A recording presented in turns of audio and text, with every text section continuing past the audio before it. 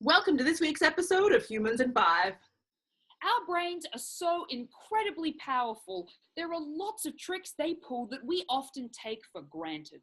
So today, we're going to explore a topic probably everyone is aware of and has experienced during their lifetime.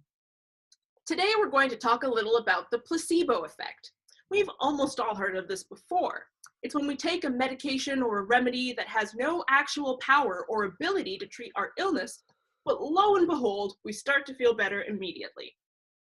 The placebo effect occurs when our brains so badly want something to work that we start to feel like we have taken medication that helps our bodies even when it hasn't changed a thing. For example, in medical and drug studies, doctors often have to give a certain number of study participants the medication they're seeking to test, and an equal number of participants a sugar pill that is known to have no effect. In almost all studies, a certain number of the placebo participants feel the effects of a medication, not because it's working, but because they know they've taken something, and that action alone starts to make them feel like they're under the influence. This is taken into account when assessing the actual effectiveness of the medication or procedure that's under investigation.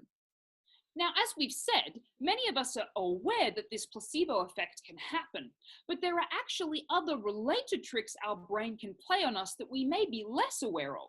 One of these tricks is the nocebo effect. The nocebo effect is the exact opposite of the placebo effect. Basically, people receiving dummy treatments or sugar pills feel like they're being negatively influenced by the false treatment.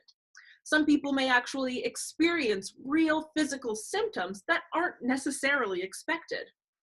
For example, if people are given sugar pills in a trial but warned of potential side effects, they may start to experience those side effects even though they have not been given anything with the capacity to cause those unfortunate symptoms.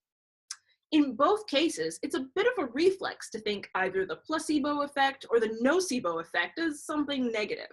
People feel betrayed by their bodies, responding to stimuli that, in reality, are not there.